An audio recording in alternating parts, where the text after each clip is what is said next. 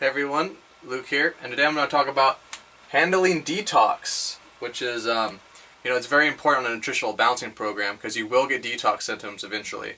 This is good advice in general for any sort of healing program where you're going to get detox, because there are lots of health programs out there where you will get detox, not just our program. Now, I do prefer the program that we use for various reasons that I've talked about in other videos, but like I said, these are principles that can apply to any healing program when the detox just becomes too much. And this also applies, to retracings and, things like that, okay?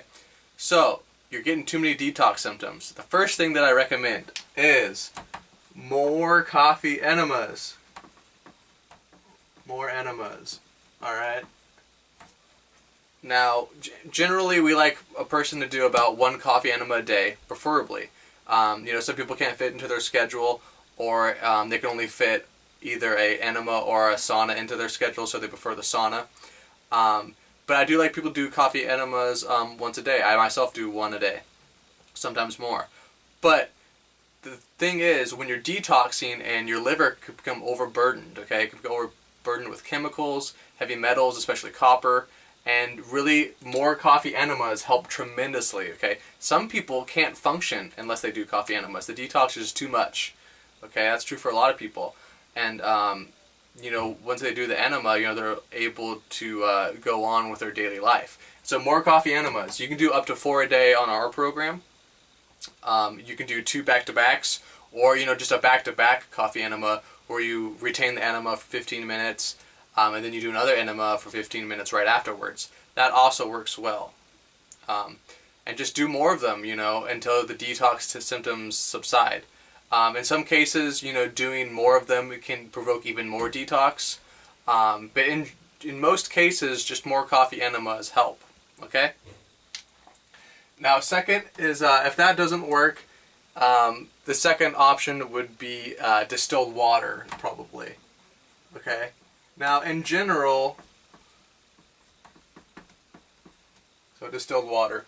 Okay, in general, we don't like distilled water. Okay, the reasons why we don't like distilled water is because it's void of minerals, and so it actually slightly leaches minerals from your body, and it doesn't remineralize the body like spring water does. Or our second favorite is actually carbon filtered tap water. We don't like distilled water at all. The bodies are just too, there's not enough minerals in the bodies today and in the water. So when you drink distilled water, like I said, it actually acts as somewhat of a chelator, and it pulls minerals out of the body. Well, that's true for heavy metals too, and toxins. And so when you drink that distilled water for a few days or up to a few weeks even, it can help your detox symptoms quite a bit. Okay, so that's probably my second favorite. If more coffee enemas and the distilled H2O don't work, another good remedy is TMG under the tongue. TMG under tongue. Okay. That's a good one as well. What we actually have, this is mostly for copper related headaches though, and it's mostly for copper detox and then the headaches that people get from it. But we have people do is, you can take about 500 milligrams of TMG and you place it under your tongue in between meals, okay? You can actually do this on top of the regular TMG dosage that you're already taking for a while. And that seems to actually help people because the extra TMG really helps the methylation process. It really helps the liver and the body methylate copper out of the tissues and out of the blood, okay, when it comes to overburden. So TMG under the tongue, that's also a good one. And if these 3 don't work, then we, as a last resort, we just slow down the program. Okay, so slowing down the program.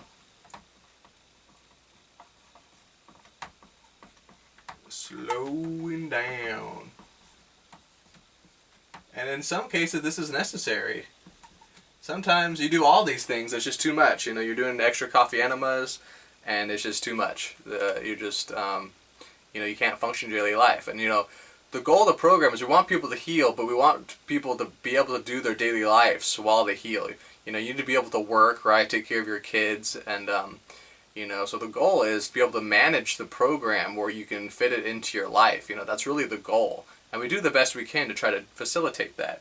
But sometimes you just got to slow down the program, okay? That means, you know, stopping your supplements for a while, and it depends on the symptoms. You know, if you're getting like a kelp's a common one actually. I probably have to have people stop taking kelp more commonly than any other one.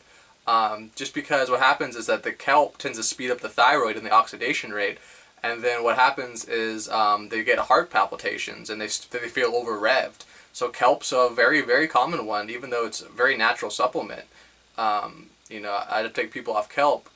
And it depends on the symptoms. You know, what I want people to slow down. It depends on the symptoms. That's important to realize. Like I said, if they have heart palpitations, I tend to think it's the kelp. If they're getting a lot of digestive things, it could be GB3 related.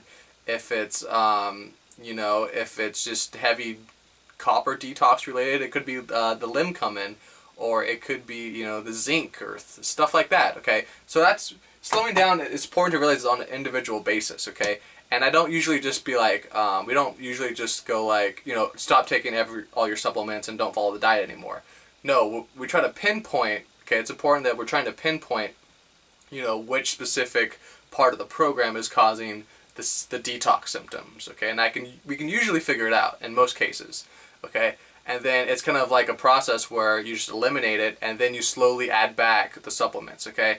So if you're stopping the supplements and then, you know, we add back in over a course of a week or two, the ones that we think are least likely causing the symptoms, okay? Until we get to, you know, hopefully get to the cause. And sometimes the body's just detoxing and it's hard to stop it, okay? That's important to realize too.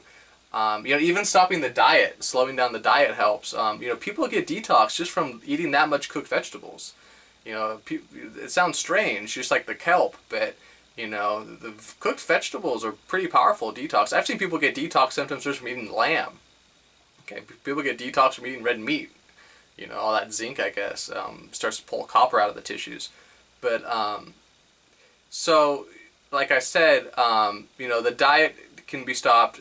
And then the sauna also sometimes need to be stopped. Sauna can also trigger a lot of things being brought up.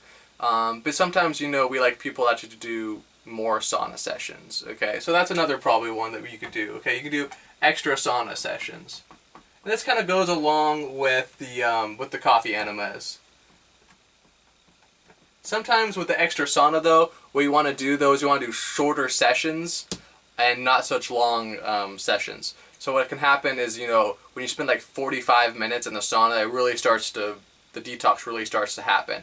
Whereas if you do like 2 or 3 20-minute sessions, you know, you're kind of eliminating the stuff on top, but when you're not that long in the sauna, you're not really getting to the bottom junk layers and triggering even more detox, especially with copper. So oftentimes, you know, extra sauna sessions. And then also when you're doing the extra sauna sessions, you're being forced to drink more water, which can help. And so if you do the extra sauna sessions, you know, with some distilled water, and then, you know, do an extra enema afterwards, you know, these are all things that can help the detox process. But like I said, sometimes it's very hard to stop. Sometimes the body just decides that, you know, I'm eliminating this whether you like it or not, and you're going to have to deal with it. That's an important thing on this program, is that you're going to have to deal with detox at some point on your program. And, you know, the best thing to do is, besides these, is you're going to have to power through it to an extent. It's just part of the process. And the thing to look forward to is, even though, you know, sometimes detox really sucks, I've experienced it myself, it gets better and you feel better afterwards. You know, you're always going to feel better after a detox, you know, when you get symptoms. Okay, that's important to realize. You may feel better, all of a sudden you have a clearer head, brain fog may disappear, you just feel lighter on your feet. You know, it can be any number of things. So that's important to realize is, you know, stay strong on your nutritional balancing program, and, you know, the detox is needed. Okay, you're just getting healthier, and, you know, you got to power through it. All right, so those are some tips. I hope that helps you guys out. Don't forget to subscribe, and I'll talk to you guys later.